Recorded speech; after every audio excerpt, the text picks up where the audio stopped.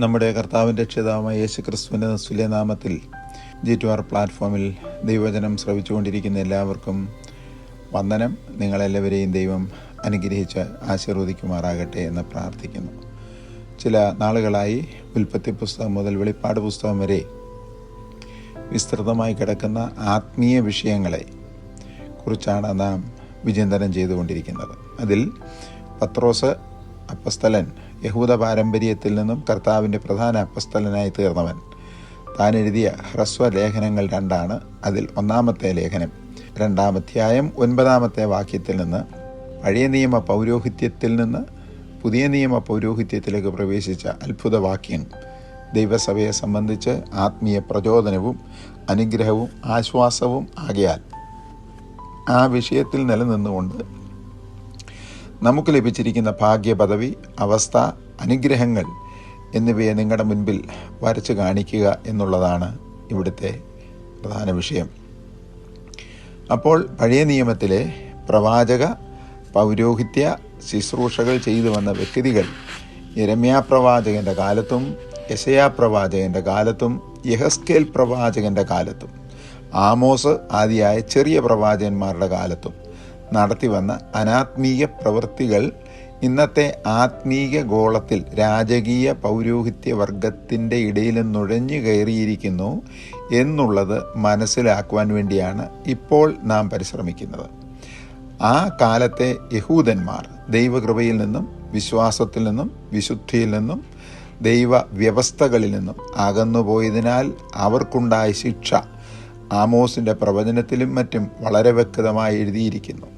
യെഹെസ്കേൽ പറഞ്ഞപ്പോൾ അവരുടെ നടുവിൽ ശലോമോൻ്റെ കാലത്തെ പ്രാർത്ഥനയുടെ ഫലമായി ഇറങ്ങി വന്ന ദൈവ തേജസ് ആലയത്തിൽ നിന്ന് പൊങ്ങി സ്വർഗത്തിലേക്ക് പോയതായി തൻ്റെ പ്രവചനം 8, 9, 10, 11 അധ്യായങ്ങളിൽ എഴുതിയിരിക്കുന്നത് പോലെ അനാത്മീയത ലോകത്തിൽ പ്രവേശിച്ച് ഇന്നത്തെ ആത്മീയ ഗോളത്തിൽ വിശേഷാൽ രാജകീയ പൗരോഹിത്യ വർഗം എന്ന് സ്വയം വിശേഷിപ്പിക്കുന്നവരുടെ കൂട്ടത്തിൽ അരങ്ങ് വാണുകൊണ്ടിരിക്കുന്നതിനാൽ ഇവിടെ നടന്നുകൊണ്ടിരിക്കുന്ന ആത്മീയ മൂല്യച്യുതിയാണ് ഇവിടെ വിളിച്ച് കാണിക്കുന്നത്. അപ്പോൾ പഴയ നിയമത്തിൽ വിശേഷാൽ നാം കണ്ടതുപോലെ യിരെമ്യാവ്, യെഹെസ്കേൽ മുതലായ പ്രവാചകന്മാരുടെ കാലത്ത് നടന്ന അനാത്മീയ പ്രവൃത്തികളുടെ 20 വിഷയങ്ങളെ നാം കഴിഞ്ഞ അധ്യായത്തിൽ കഴിഞ്ഞ ക്ലാസ്സിൽ പഠിക്കുകയുണ്ടായി. അതിൻ്റെ ഫലമായി 20-ാമത്തെ കാര്യം, പ്രവാചകന്മാർ ഭോഷത്വം ദർശിക്കുകയും പ്രവചിക്കുകയും ചെയ്യുകയും ജനത്തിൻ്റെ അകൃത്യം വെളിപ്പെടുത്താതെ വ്യാജവും ഭോഷ്കും പ്രവചിച്ചു. അനന്തരഫലം അവർ പ്രവാസത്തിലേക്ക് പോകേണ്ടി വന്നു.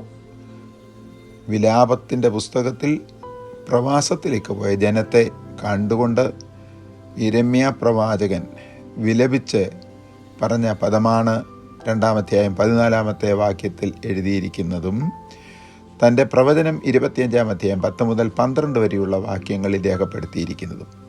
വിഷയം അവിടം കൊണ്ടും അവസാനിക്കാതെ അവരുടെ പ്രവാചകന്മാർ കിടക്കമേൽ നീതികേട് നിരൂപിക്കുകയും അവരുടെ വയലുകളെ മോഹിക്കുകയും വിശ്വാസികളുടെ വീടുകളെ മോഹിച്ച് പിടിച്ചു പറിച്ച് കൈക്കലാക്കി അവരുടെ അവകാശത്തെ പീഡിപ്പിക്കുകയും ചെയ്തു. മീഖാ പ്രവചനം 2-ാം അധ്യായം 1-2 വാക്യങ്ങൾ നോക്കണം.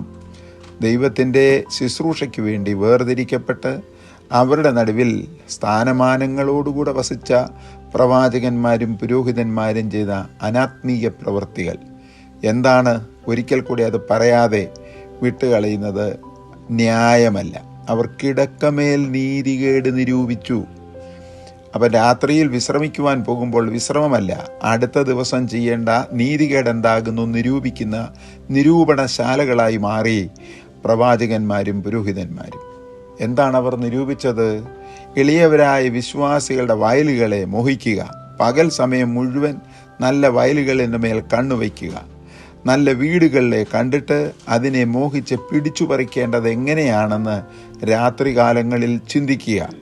അവരുടെ അവകാശത്തെ പീഡിപ്പിക്കുകയും ചെയ്ത ഒരു കാലയളവായിരുന്നു എന്ന് മീഖാ പ്രവാചകൻ 2-ാം അധ്യായത്തിൻ്റെ 1-2 വാക്യങ്ങളിൽ എഴുതിയിരിക്കുന്നു. അപ്പോൾ തന്നെ ഒരു ദൈവ പൈതൽ, ആത്മീയ ഗോളത്തിൽ വിശ്വാസിക്കുന്ന ഒരു ദൈവ പൈതൽ എന്താണ് രാക്കാലങ്ങളിൽ ചെയ്യേണ്ടത് എന്ന് 63-ാം സങ്കീർത്തനം 5-6 വാക്യങ്ങൾ ഒന്ന് വായിക്കുന്നത് നന്നായിരിക്കും. അങ്ങനെ കിടക്കമേൽ ദൈവത്തെയും ദൈവിക വിഷയത്തെയും ധ്യാനിച്ചാൽ എന്താണ് പ്രയോജനമുണ്ടാകുന്നതെന്ന് സങ്കീർത്തനത്തിൽ 63-ാം സങ്കീർത്തനം 5-6 വാക്യങ്ങളിൽ എഴുതിയിരിക്കുന്നത് ഞാൻ നിങ്ങളുടെ മുൻപാകെ വായിച്ച് കേൾപ്പിക്കാം. ആകയാൽ രാജകീയ പുരോഹിതവർഗം രാക്കാലങ്ങളിൽ ചെയ്യേണ്ടത് എന്താണ്? രാത്രി സമയങ്ങളിൽ അങ്ങയെ ധ്യാനിക്കുകയും ചെയ്യുമ്പോൾ എൻ്റെ പ്രാണന് എന്ന് പറഞ്ഞാൽ രാജകീയ പുരോഹിതവർഗത്തിൻ്റെ ശുശ്രൂഷകന്മാരായിരിക്കുന്ന കർത്തൃദാസന്മാർ ആരുമാകട്ടെ, അത് അപ്പോസ്തലനോ പ്രവാചകനോ സുവിശേഷകനോ ഇടയനോ ഉപദേഷ്ടാവോ, പ്രാണന് മജ്ജയും മേധസ്സും കൊണ്ടെന്നവണ്ണം തൃപ്തി വരുന്നു. ആ രാത്രിയിലെ ധ്യാനത്താൽ തൃപ്തിയോടുകൂടെ ലഭിച്ച ദൈവവചനം ആധരങ്ങളാൽ, സന്തോഷത്തുള്ള ആധരങ്ങളാൽ ദൈവത്തെ സ്തുതിക്കും എന്നുള്ളത് മറന്നു പോകരുത്. അടുത്തത് ശ്രദ്ധിക്കുക. ഒരു കാലത്ത് ലേവിയെക്കുറിച്ച് പറഞ്ഞിരിക്കുന്ന പദങ്ങൾ ഇവിടെ എഴുതിയിരിക്കുന്നത് ഇങ്ങനെയാണ്: ഒരു കാലത്ത് നേരുള്ള ഉപദേശം വായിൽ ഉണ്ടായിരുന്നു, നീതികേട് അവരുടെ അധരങ്ങളിൽ ഇല്ലാതിരുന്നു, പലരെയും അകൃത്യം വിട്ട് തിരിയുമാറാക്കിയിരുന്നു. സൈന്യങ്ങളുടെ യഹോവയുടെ ദൂതന്മാരായിരുന്നു അവർ. അധരങ്ങൾ പരിജ്ഞാനം സൂക്ഷിച്ചു വച്ചിരുന്ന സംഭരണശാലയായിരുന്നു അവരുടെ ഹൃദയങ്ങൾ. ലേവ്യ പുരോഹിതന്മാരെ കുറിച്ച് എഴുതിയിരിക്കുകയാണ്: അവർ സ്വയം, എന്നാൽ അല്പം കഴിഞ്ഞപ്പോൾ സ്വയം ഇവയെല്ലാം വിട്ടുമാറി പലരെയും ഉപദേശത്താൽ ഇടറുമാറാക്കി ലേവിയുടെ നിയമം നശിപ്പിച്ചു. മലാക്കി പ്രവചനം 2-ാം അധ്യായത്തിൻ്റെ 6 മുതൽ 8 വരെയുള്ള വാക്യങ്ങൾ, ലേവ്യ പുസ്തകം 11-46-47, പുറപ്പാട് പുസ്തകം 28-30, ആവർത്തന പുസ്തകം 33-8 മുതൽ 10 വരെയുള്ള വാക്യങ്ങളും അവിടെയാണ് ലേവ്യർക്ക് ദൈവം കൊടുത്ത നിയമം എഴുതി വച്ചിരിക്കുന്നത് രേഖാപരമായി. എന്നാൽ മലാക്കിയുടെ കാലയളവ് വന്നപ്പോൾ അവർ അതിൽ നിന്നെല്ലാം മാറി ദൈവത്തിൻ്റെ വിശ്വാസത്തിൽ നിൽക്കുന്നവരെ ഇടറിച്ച് ലേവിയുടെ നിയമം നശിപ്പിച്ചു കളഞ്ഞു. അങ്ങനെ അവർ യഹോവയുടെ വഴികളെ പ്രമാണിക്കാതെ, യഹോവയുടെ വഴികളെ പ്രമാണിക്കുകയും അതനുസരിച്ച് ജനത്തെ ഉപദേശിക്കുകയും ചെയ്യേണ്ട പുരോഹിതന്മാർ, പ്രവാചകന്മാർ യഹോവയുടെ വഴികളെ പ്രമാണിക്കാതെ ന്യായപ്രമാണത്തിൽ പക്ഷഭേദം കാണിച്ച് യഹോവ അവൻ്റെ ജനത്തിനും നിന്ദിതരും നീചന്മാരുമാക്കി. അതുകൊണ്ട് ഒരു കാര്യം ശ്രദ്ധിക്കുക: അധിക നാളുകൾ ഇങ്ങനെയുള്ള ബുദ്ധിയുടെ തന്ത്രങ്ങൾ നിലനിൽക്കയില്ല. അത് വിട്ടുമാറി ദൈവകൃപയിലേക്ക് വന്നില്ലെങ്കിൽ യഹോവ അവരെ സകല ജനത്തിനും നിന്ദിതരും നീചന്മാരുമാക്കും. മലാക്കി പ്രവചനം 2-ാം അധ്യായം 9-ാമത്തെ വാക്യം. ദൈവവചനത്തിൽ ശ്രദ്ധിക്കുക. ഓരോ സംവത്സരത്തിൻ്റെയും ആരംഭ ദിവസങ്ങളിൽ ദേശത്തിൻ്റെ കിഴക്ക് ദിശയിൽ നിന്നും ആഞ്ഞു വീശുന്ന ഉഷ്ണക്കാറ്റ് അനുഭവിക്കുന്ന ജനം അവരുടെ പിതാക്കന്മാർ കടന്നു വന്ന മരുഭൂമിയിലെ ഉഷ്ണവാസം ഓർത്ത് ഇന്ന് അവരനുഭവിക്കുന്ന സുഖജീവിതത്തിന് കാരണക്കാരായ ദൈവനാമത്തെ മറന്ന്, ആ ദൈവനാമത്തെ ഉപേക്ഷിച്ച് പിൻകാലത്ത് ജീവിച്ച ജീവിതശൈലി ആധുനിക കാലത്ത് ദൈവം അവർക്ക് കൊടുത്ത അനുഗ്രഹങ്ങളിൽ മതിച്ച് ആറാടി ദൈവത്തെ മറന്നു കളയുന്ന രാജകീയ പുരോഹിതവർഗത്തിനൊരു ബുദ്ധിയുപദേശം ആയിരിക്കണം. കൊരിന്ത്യർക്ക് എഴുതപ്പെട്ട 1-ാം ലേഖനം 10-ാം അധ്യായം 11, റോമർക്കെഴുതിയ ലേഖനം 15-ാം അധ്യായം 4-ാമത്തെ വാക്യങ്ങൾ ഇവിടെ ഉദ്ധരിച്ചുകൊണ്ട് കാര്യകാരണ സഹിതം ഞങ്ങൾ നിങ്ങളെ ദൈവവചനത്തിൽ നിന്ന് ഓർപ്പിക്കുകയാണ്. വർഷം തോറും ആഞ്ഞടിക്കുന്ന ഉഷ്ണക്കാറ്റ് അവരുടെ നടുവിൽ വന്നിട്ട് വൃക്ഷങ്ങളെ ഉണക്കി വൃക്ഷങ്ങളെ പിഴുതെറിഞ്ഞ് പോകുമ്പോൾ അവർ ദൈവസന്നിധിയിൽ തങ്ങളെ തന്നെ താഴ്ത്തി സമർപ്പിച്ച് പ്രാർത്ഥിക്കും. 11 മാസം അനുഭവിച്ച അനുഭവങ്ങൾ മുഴുവൻ ദൈവം തന്ന അനുഗ്രഹത്തിൻ്റെ ഫലമാണ്. ഉഷ്ണക്കാറ്റിൽ ഞങ്ങളുടെ പിതാക്കന്മാർ മരുഭൂമിയിൽ പാർത്തപ്പോൾ പ്രാർത്ഥിച്ചതിൻ്റെ ഫലമാണ് ഇന്ന് ഞങ്ങൾ അനുഭവിക്കുന്ന അനുഗ്രഹങ്ങൾ എല്ലാം എന്നോർത്ത് അവരെ ദൈവകൃപയിലേക്ക് മടക്കിക്കൊണ്ടുവരേണ്ടതിനു വേണ്ടിയുള്ള ദൈവത്തിൻ്റെ വാക്കും ഭാഷണവും കൂടാതെയുള്ള സന്ദർശനമായിരുന്നു ഉഷ്ണക്കാറ്റെങ്കിൽ, ഇന്നത്തെ ആത്മീയ ഗോളത്തിൽ ജീവിതത്തിൻ്റെ ലോലുപമായ അവസ്ഥയിൽ മഥിച്ചു നടക്കുന്ന ജനങ്ങൾക്ക് കുഴപ്പങ്ങളൊന്നുമില്ലെന്നാൽ താഴേക്കിടയിൽ നടക്കുന്ന ജീവിക്കുന്ന പ്രായോഗിക ജീവിതത്തിന് ഉടമകളായി ദൈവമക്കൾ അനുഭവിക്കുന്ന കഷ്ടതകളുടെ ഫലങ്ങൾ മുഴുവൻ ഇന്നേക്ക് 90-100 സംവത്സരങ്ങൾക്ക് മുൻപ് മാന്യന്മായി ദൈവത്തിൻ്റെ കൃപയനുഭവിച്ച് നഗ്നപാതരായി എളിയ ജീവിതം അനുഭവിച്ച ദൈവദാസന്മാരുടെ കണ്ണുനീരിൻ്റെ ഫലമാകുന്നു എന്നുള്ളത് മറക്കരുത്. അവർ കണ്ണുനീരിൽ വിതച്ചു. ഇന്ന് കൊച്ചുമക്കൾ ആർപ്പോടെ കൊയ്തു സുഖവാസം ചെയ്യുന്നു, ദൈവത്തെ മറന്നു കളയുന്നു. ഇതൊരു ബുദ്ധിയുപദേശം. അന്നത്തെ ജനത്തിൻ്റെ നടുവിൽ നടന്നു വന്നിരുന്ന വേദവിപരീതവും അസാൻമാർഗീയ ജീവിത ശൈലികളെക്കുറിച്ച് യെശയ്യാവ് പ്രവാചകൻ പറഞ്ഞിരിക്കുന്നത് ഇപ്രകാരമത്രേ: നീതിമാനെക്കുറിച്ച് അവന് നന്മ വരുമെന്ന് പറവീൻ, തങ്ങളുടെ പ്രവൃത്തികളുടെ ഫലം അവർ അനുഭവിക്കും. ദുഷ്ടന് അയ്യോ കഷ്ടം. അപ്പം നീതിമാനും ദുഷ്ടന്മാരും കൂടെ ഒന്നിച്ച് സമ്മിശ്രമായി ജീവിക്കുന്ന ഒരു സമൂഹമാണ് ഇത്. ഇതിൻ്റെ നടുവിൽ ദൈവത്തിൻ്റെ ആലോചന പറയുവാനാണ് ദൈവം രാജകീയ പുരോഹിത വർഗത്തെ എഴുന്നേൽപ്പിച്ചത്. അവന് ദോഷം വരും, അവൻ്റെ പ്രവൃത്തികളുടെ ഫലം അവൻ അനുഭവിക്കും എന്നവരോട് തീർത്തു പറയണം. എന്നാൽ എൻ്റെ ജനമോ, കുട്ടികൾ അവരെ പീഡിപ്പിക്കുന്നു, സ്ത്രീകൾ അവരെ വാഴുന്നു. എൻ്റെ ജനമേ, നിന്നെ നടത്തുന്നവൻ നിന്നെ വഴിതെറ്റിക്കുന്നു, നീ നടക്കേണ്ടുന്ന വഴി അവർ നശിപ്പിക്കുന്നു. യഹോവ വ്യവഹരിപ്പാൻ എഴുന്നേറ്റ് വംശങ്ങളെ വിധിപ്പാൻ നിൽക്കുന്നു.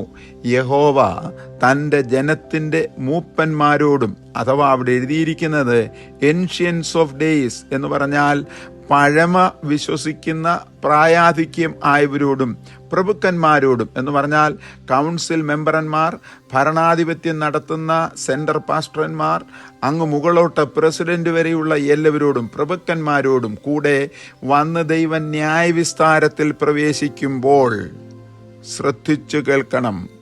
നിങ്ങൾ ഇതോടെ ചേർന്ന് ദയവ് ചെയ്ത് തിരുവചനത്തിലെ ചില വേദഭാഗങ്ങൾ കൂടെ ഒന്ന് ശ്രദ്ധിക്കുക. പണ്ട് ഈ ലേവ്യ പുരോഹിതവർഗം ജനത്തെ നടത്തിക്കൊണ്ടിരുന്നപ്പോൾ അവരുടെ നടുവിൽ ദൈവം എഴുന്നേൽപ്പിച്ച പ്രഭുക്കന്മാരുടെ യോഗ്യതകൾ എന്തൊക്കെയായിരുന്നു? പുറപ്പാട് പുസ്തകം 18-ാം അധ്യായം 20 മുതൽ 22 വരെയുള്ള വാക്യങ്ങൾ. പുതിയ നിയമത്തിൽ വരട്ടെ, അപ്പസ്തല പ്രവൃത്തി 6-ാം അധ്യായം 3-14 വാക്യങ്ങൾ, കൊരിന്ത്യർക്ക് എഴുതപ്പെട്ട 1-ാം ലേഖനം 4, തിമോഥെയോസിന്റെ 1-ാം ലേഖനം 3-ാം അധ്യായം 1 മുതൽ 13 വരെയുമുള്ള വാക്യങ്ങൾ. ഇത് മൂപ്പന്മാരെന്ന് വിളിക്കപ്പെടുന്ന ബിഷപ്പന്മാർക്കും പ്രസ്ബിറ്ററന്മാർക്കും എപ്പിസ്കോപ്പമാർക്കും കൊടുത്തിരിക്കുന്ന യോഗ്യതകളാണെന്ന് മറന്നുപോകരുത്. എന്നാൽ ഇന്നത്തെ കാലത്തോ ദൈവം അവരുടെ നടുവിൽ പ്രവേശിക്കും ന്യായവിധിക്കു വേണ്ടി.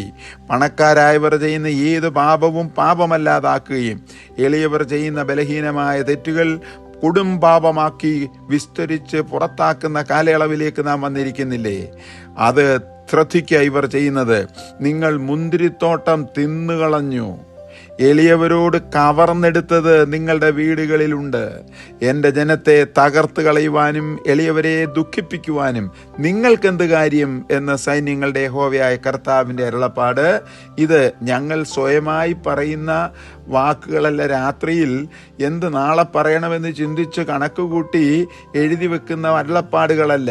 യഹോവയായ ദൈവം യെശയ്യാ പ്രവാചകൻ മുഖാന്തരം 3-ാം അധ്യായം 11 മുതൽ 15 വരെ എഴുതിയിരിക്കുന്ന വാക്യങ്ങളാണ്. പ്രിയരെ, ഇന്നേക്ക് 2700 സംവത്സരങ്ങൾക്ക് മുൻപ് പ്രവാചകനാകുന്ന യെശയ്യാവ് പറഞ്ഞ പ്രവചന വചനങ്ങൾ ഇന്ന് അക്ഷരം പ്രതി വള്ളി പുള്ളി മാറ്റമില്ലാതെ രാജകീയ പുരോഹിതവർഗത്തിൻ്റെ നടുവിൽ നടന്നുകൊണ്ടിരിക്കുകയല്ലേ?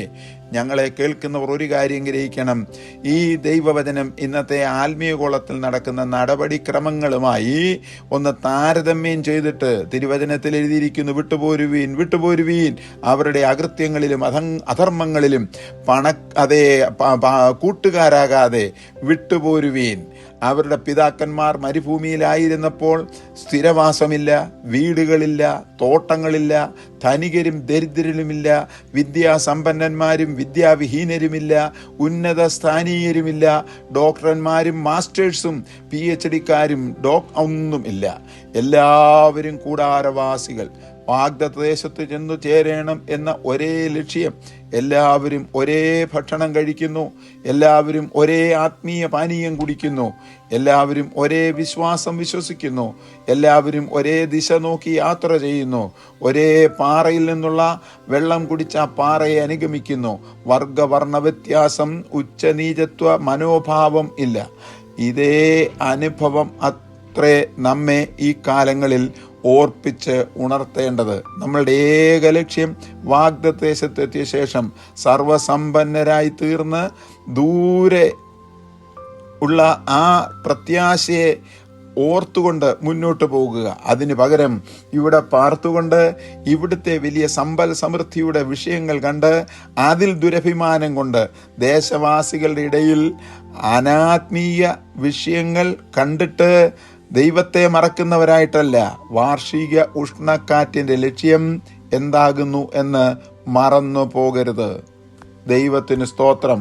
അപ്പസ്തല പ്രവൃത്തി 4-ാം അധ്യായം 32 മുതൽ 35 വരെയുള്ള വാക്യങ്ങളും ഇതിനോട് ചേർന്ന് പഠിക്കുവാൻ മറക്കരുതെന്ന് ബുദ്ധി ഉപദേശിക്കുന്നു. എന്നാൽ ഈ ജനം വാഗ്ദത്തദേശത്തെത്തിയ ശേഷം പൂർവകാലം പാടെ മറന്നുപോയി. ഐശ്വര്യ സമൃദ്ധിയിൽ ആറാടി മതിച്ച് സന്തോഷിച്ച് നടന്നു. ഇനിയും നോക്കുക, ജനത്തെ മാത്രമല്ല, സിയോൻ പുത്രിമാരുടെ ജീവിത ശൈലി നോക്കുക. യെശയ്യാപ്രവചനം 3-ാം അധ്യായം 16-ാമത്തെ വാക്യം. മിസ്രൈമിലായിരുന്നപ്പോൾ സിയോൻ പുത്രിമാരെന്ന പേര് പോലുമില്ലാതെ കഠിനാധ്വാനം രാപകൽ ചെയ്ത് ഉപജീവന മാർഗത്തിനു വേണ്ടി വയലുകളിൽ പോയി ഇഷ്ടിക വാർത്തുണ്ടാക്കിയ ജനങ്ങൾ. അമ്മയപ്പന്മാർ ഇഷ്ടിക വാർക്കുമ്പോൾ കുട്ടികളാകട്ടെ, സിയോൻ കുമാരികളാകട്ടെ, ഇസ്രയേൽ ജനത്തിൻ്റെ കന്യകമാരാകട്ടെ താളടി ശേഖരിക്കുവാൻ പോയി ചിക്കി ഉണക്കിക്കൊണ്ട് കൊടുക്കുന്നു. അന്നവർക്ക് ഫാഷനില്ല, അന്നവർക്ക് ലോകത്തിൻ്റെ താടി മോടികളില്ല. എന്നാൽ സിയോൻ പുത്രിമാർ ചെയ്തു വന്ന അനാത്മീയ വിപരീത വേദ ഉപദേശത്തിന് നടന്ന വിഷയങ്ങളുടെ വിശുദ്ധീകരണം താഴോട്ട് യെശയ്യാ പ്രവാചകൻ വിവരിക്കുന്നത് കൂടെ കണ്ടാൽ ഇന്നത്തെ ആത്മീയഗോളത്തിലെ 3-ാം തലമുറക്കാരുടെയും 4-ാം തലമുറക്കാരുടെയും പെൺമക്കൾ നടക്കുന്ന നടപ്പും ജീവിത രീതിയും ഒന്ന് താരതമ്യം ചെയ്ത് നോക്കണം. ഒട്ടും വ്യത്യാസമില്ല എന്ന് നമുക്ക് കാണുവാൻ കഴിയും.